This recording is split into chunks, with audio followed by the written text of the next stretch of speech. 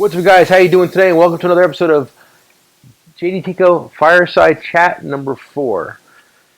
And I decided, we got 37 years of stories and history of this. And so what we're going to do is we're going to go right to like present day kind of, but we're going to take our time getting there. But we can always go back and tell stories about our best customers, our worst customers, repossessions, fist fights, dealer situations, and all that other stuff. But we could circle back around to it.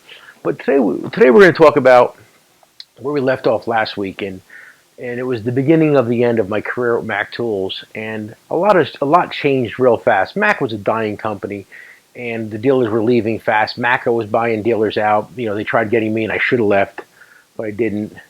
But they started something with company employees. They put company paid employees in tool trucks and sent them out into the wild. And in the end, it didn't work so well. They gave them a different set of rules, and it was funny because they were overlapping them in other dealers' areas, mine included, and they would get guys approved for credit that we couldn't. So it wasn't a fair set of rules. But Mac Tools never played by the rules. They always were out for themselves as a corporate giant and didn't care about the little guys like me and the rest of us dealers at the time. So, and it was funny because in the end, the company employees did get screwed over by Mac Tools. They were given, I think, 24 hours to either become traditional tool dealers or be terminated. So they really put the screws to those guys. So it was either 24 or 48 hours. I'd be lying to you, but it was one or the other. It wasn't a lot of time to make a lifelong decision, but that's what they did. So that's what Mac Tools did. So at this time, I didn't have any district managers because they all quit or got fired or whatever. So we went probably 3 years with no DMs. We had zero support, and I guarantee I wasn't the only dealer whose area had no district manager or regional managers. At that point, buddy, stop looking at me. I'm trying to do a fireside chat, and I have Jasper here today, and he figured he wanted to get in on this. My daughter is currently in Italy for the month, and this is her dog, and she leaves him with us. So if you see Jasper here, she's not here. Okay, so where we left off last time was I was a Mac Tool dealer with a beaten down, broken down truck, and little or no inventory left on the truck to sell. And it was time to make a decision of what we were going to do. It was either going to get a 9-to-5 job, sell something, or my wife said to me, she's like, maybe it's time to try something else. And I said, well, what else at this point? I don't know, 35, 40 years old, 40, I don't know, 45, something like that. I said, what else am I going to do? I said, the only thing I have is my word and my trust of my guys have of me in my area. In Newark, New Jersey was the big part of my area.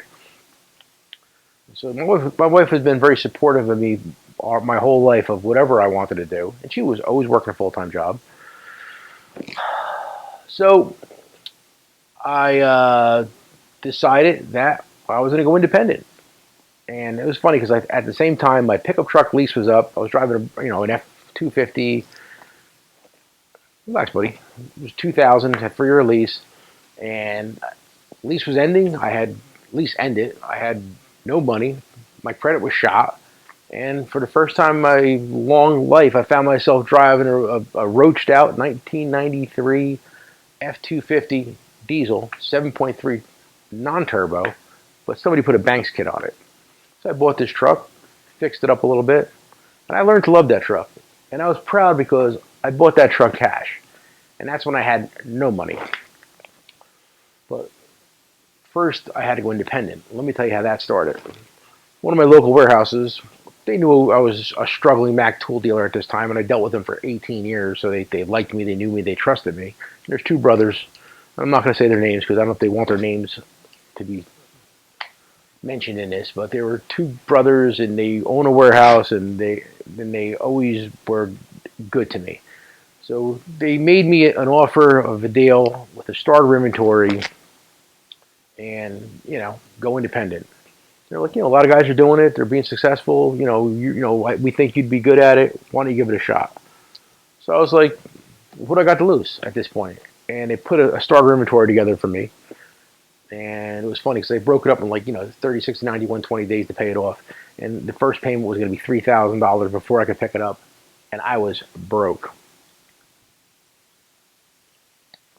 I didn't have $3,000. Okay. And it's, hard to, it's funny. I look back then and it was, $3,000 was all the money in the world to me. They launched this new business venture and I didn't have it. I mean, today, thank God. I mean, I buy I can buy $3,000 in tools, and I can buy $30,000 in tools in a heartbeat. But things have changed, and I've worked hard to get to this point, and and that's why we fight every day. I wake up every day like I'm broke, and that's, it's hard to understand, but being broke was probably the best thing that ever happened to me because I'll tell you one thing: if you've never been broke, it's hard to understand the whole concept, but I promise you, it's not going to happen again. I will never go back. I don't care what I have to do to remain on top, and that's why a lot of guys are like, oh, you're kind of aggressive, you're kind of mean. You should give somebody else a chance. Promote somebody else. No, let them work like I worked. I'm a shark, man, and if somebody wants to ride my coattails, and in this business that happens a lot. When you get to our level that we are now, there's a lot of people out there that would like to be Nick, and they try to be Nick and they steal all your ideas and they become a Nick 2.0. And there's a lot of people out there. There's a lot of other websites and guys on YouTube and TikTok and Instagram.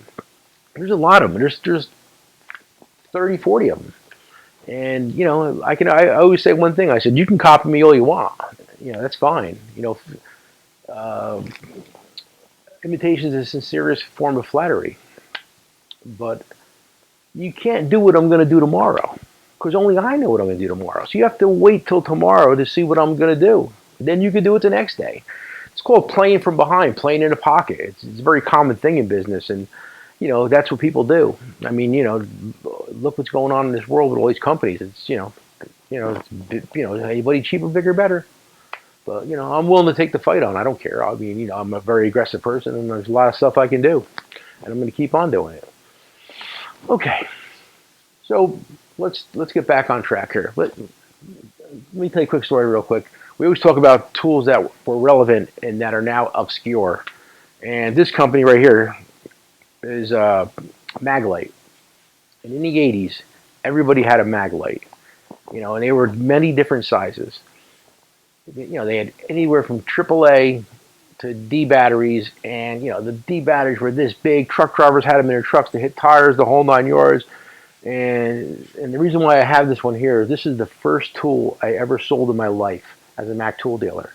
My grandmother said, I want you to sell me something. I want to be your first sale. Sell me a flashlight. So this is the flashlight I sold my grandmother back in 1985, and I still own it. And well, she since has left us a few years back, and this is one of the things I got from her. And if anybody in my family knows me, I don't sell anything, and I'll never get rid of this. It'll always be somewhere within my grasp. So that's why I figured I'd bring it to you today. And that's it's funny because like Maglites were the biggest thing. We sold hundreds of them back in the day. Now I don't even know if they're still in business. I mean, these things never worked. The batteries were always dead. The bulbs always died. There was a spare bulb in a cap, and when you use that one, you can never find the one you need it. And LED has changed the whole market, and the LED flashlight market is one of the biggest markets that we have. I mean, I couldn't even give you a number of how many flashlights JDTCo sells a month. It's like every flashlight we sell, whether it's a $6 flashlight or a $25 flashlight, anything is better than these things. These things were absolute trash. Okay, so now I cut a deal at the warehouse. I scrimp up $3,000 for the down payment. And the first thing I realized that I think I spent I think it was $12,000 on a starter inventory. Now, when I was a Mac dealer, my starter inventory was like $50,000. And now I'm spending $12,000 on a starter inventory. I was, it is what it is. But I noticed one thing. I was like, holy shit, $12,000 is a lot of tools. Now, things have gone up these days. $12,000 back in 2003 was a lot more money than $3,000 today. I mean, $12,000 today. I mean, my truck was full for the first time in years with this little $12,000 buy-in I did. And it's funny because I was like, my theory was I wasn't going to tell Mac Tools I was going to leave. I figured, you know what? Fuck them. Why would I tell them I'm leaving? I'm just going to just go independent. So took the Mac lettering off my truck, put my name on the side of my tool truck at the time, and went to work like nothing happened. My customers, one thing through the years, have always loved me because I've always been good to them and fair to them. And they were very receptive and happy. They walked on my truck. It was packed. It was full. And here's the thing that I did. I changed my whole business motto from that day forward. I said, you know what? I'm done. I'm done giving these guys a lot of credit. Everybody's going to start with $100, $200. That's it, maximum. And if you missed payments, I was going to flip a wig and just not deal with these people ever again because I was done. What I was doing before did not work. People were taking advantage of me. People weren't paying. They weren't living up to their end of the bargain. I was dealing with people with no money. And I just said to myself, that's it. Everything's going to change going forward. And I rolled out with my tool truck every day. And I just changed the way I did business. And it wasn't, I like to say it was a slow start, but it wasn't. It took off like a rocket, a jet, And for the first time, I was happy to be my tool truck again. I was going to my tool truck. It was full of tools. People were happy to see me.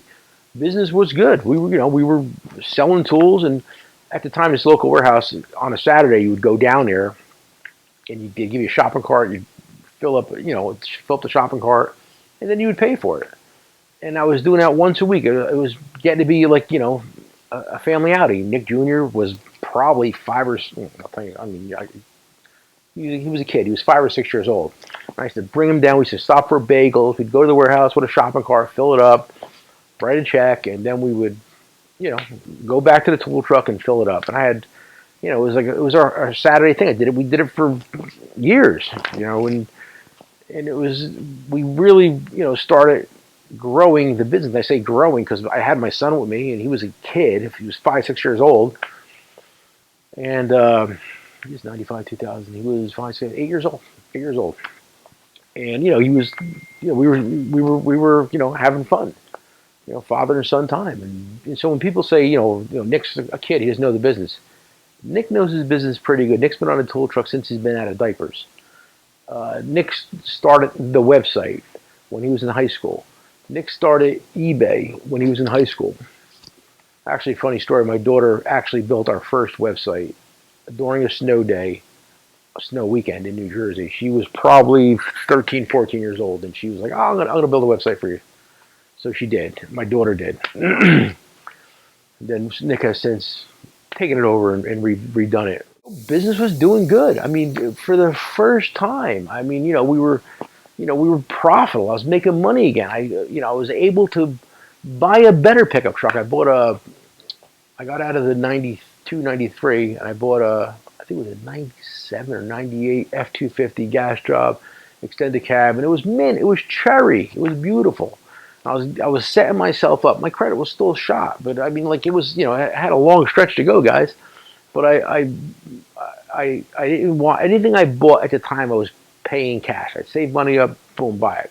Wife needed a new car, boom, bought her a car. Paid cash for everything. Things were getting better.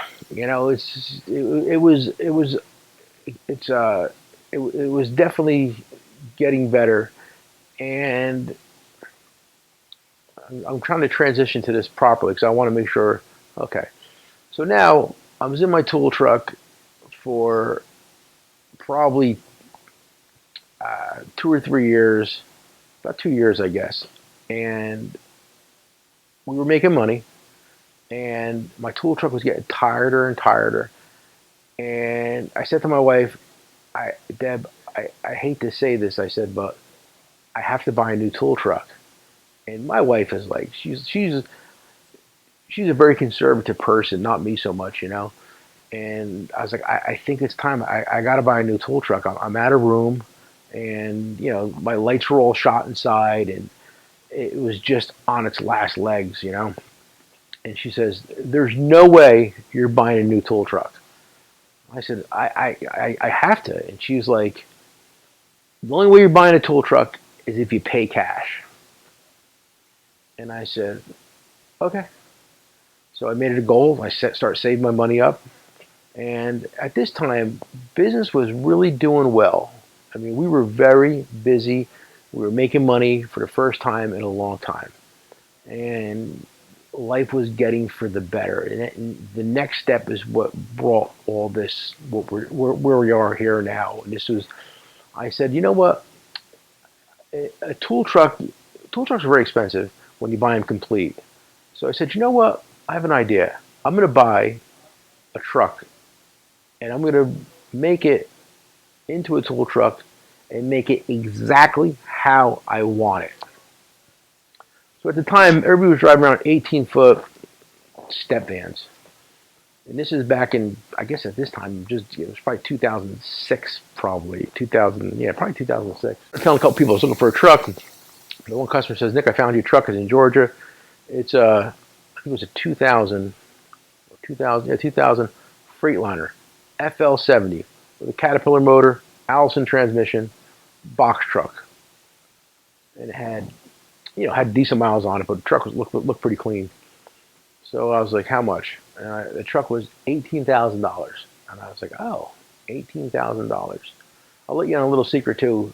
It was never a money saver in the beginning, and after I went independent, I said, "Excuse me, I'm going to save money," and I have a money saving system that I tell all my friends, my kids, and everybody who used it has found it to be successful. I'm going to wait and tell you about that in a minute, in the next episode. But I found a way how to save money, and I've talked about it before, I think, but it's the best way to save money, and it works. And I'm going to cover it down the road. But let's get back to that.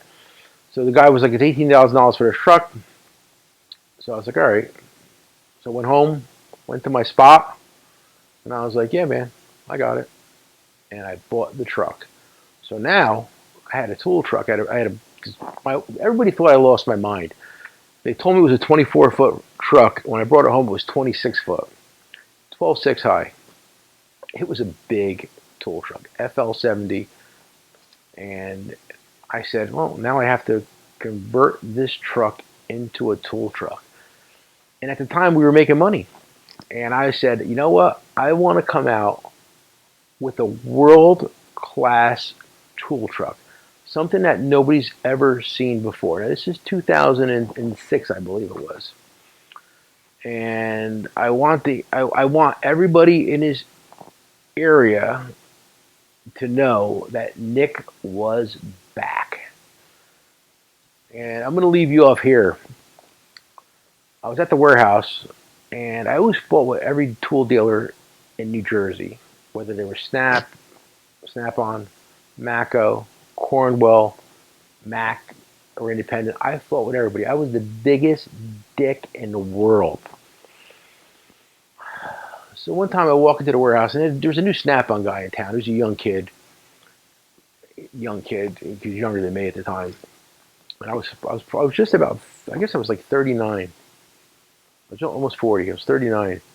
And I walk into the warehouse, and there's this guy there. And I'm ready to, tell him to himself and, get shitty with him and have an attitude. And I was still in my old truck at this time. My new truck, I owned it, I bought it, and it was in the middle of getting converted over by me. And I'm going to tell you all about that. It's a great story. And it took 6 months.